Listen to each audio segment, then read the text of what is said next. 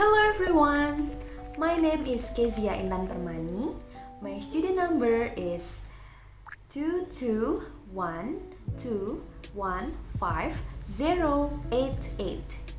Now, I would like to present about the main points and summary of the blog content that I have made before from topic 1 until topic 6 in the computational thinking class. Are you ready?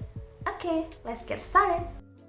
Topic 1 is about understanding computational thinking deepening. Computational thinking is a process to solve a problem and determine an effective, efficient, and optimal solution. There are 4 foundations in CD. First, decomposition, which is a division of the problem into smaller sub-problems.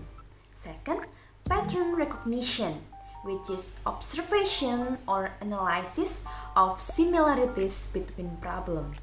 Third, abstraction, which is the process of eliminating irrelevant parts of a problem. Last, algorithm, which is sequential steps to solve a problem. Now, let's discuss about the examples. Some examples of CD relationships in everyday life are cooking rice, ironing clothes, washing clothes, and weather forecasting by paying attention to natural patterns around. So that's the example. Let's move to the topic 2, which is about computational thinking in curriculum. Computational thinking is a skill that everyone should have. Computational thinking is also a continuously trained thinking literacy that is recommended to be applied in all subjects. So it means that we as a teacher can integrate computational thinking in all subjects in the classroom.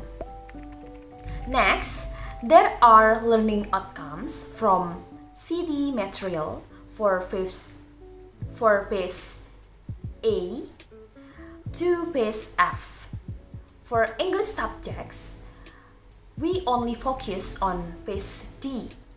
For grade 7, 8, and 9 of junior high school, and phase E for grade 10 of senior high school, and the last one is phase F for grade 11 and 12 of senior high school.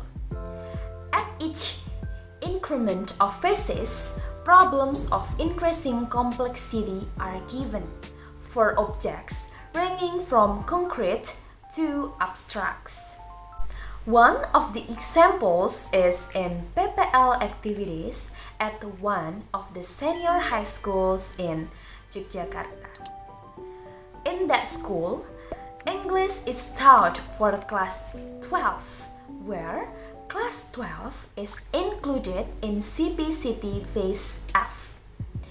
The relationship between CP English subjects and CPCT for phase F is that students are expected to be able to use and analyze narrative text, descriptions, procedures, exposition, recounts, report, and convey wishes or feelings, as well as discuss and be able to integrate them in daily life to communicate. Students are also expected to be able to use implied and explicit information from text or daily communication to find solutions to solve problems. Next, I will discuss about topic 3, which is about computational thinking in problem solving. The first one, I would like to discuss about Bubras challenge. The questions used in Bubras challenge are presented in the form of problem description, equipped with interesting pictures so that students can easily interpret the questions. The Bebras Challenge questions aim to introduce and train students in the field of informatics and CT. Although there is an informatic concept in Bebras Challenge, these questions can be answered without the need to learn about informatics first. In the Bebras Challenge, students are asked to move the dice and identify the side of the dice by what number of dots are above the surface of the dice when the dice reach the green grid. Students are asked to find steps to get a solution to solve the problem. Then, students are also asked to identify 4 city foundations used in solving problems.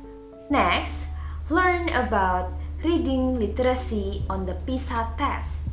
Some examples of text used in the PISA test are narrative text, exposition text, argumentative text, forms, tables, and charts.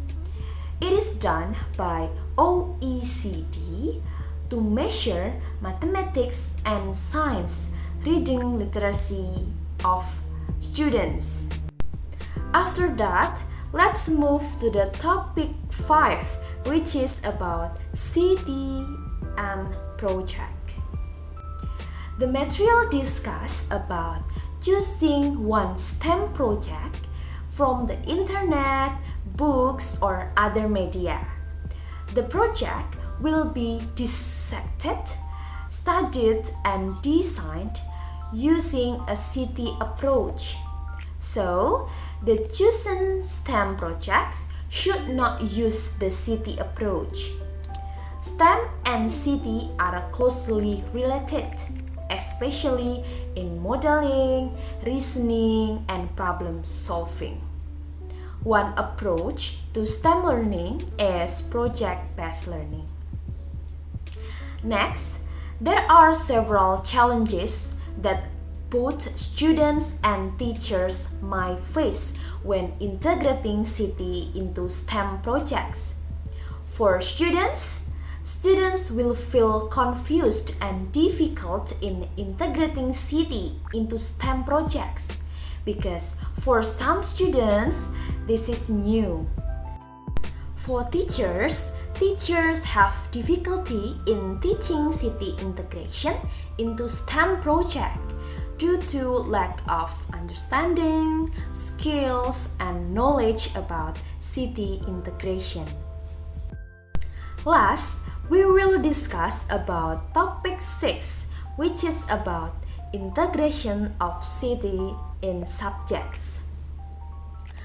Practical experience exploring city elements and implementing city that have been applied to city topic and using problem-based learning and project-based learning can help to design city integration in subjects.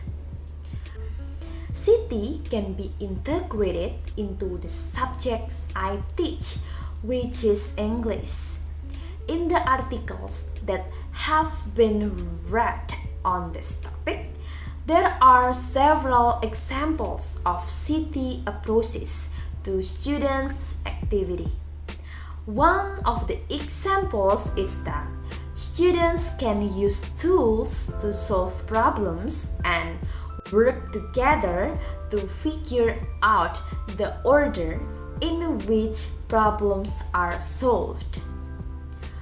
One of the examples of integrating city in the English subject is creating narrative text and presenting in the form of a podcast using SoundCloud. In doing the assignment, students apply city to complete tasks such as determining themes for writing narrative text, putting together a podcast creation schedule and figuring out how to create a podcast on SoundCloud. So, those are the main points and the summary of all the topics that I have learned so far in the computational thinking class. Hopefully, those will be useful for all of you. Thank you for your attention, everyone. See you.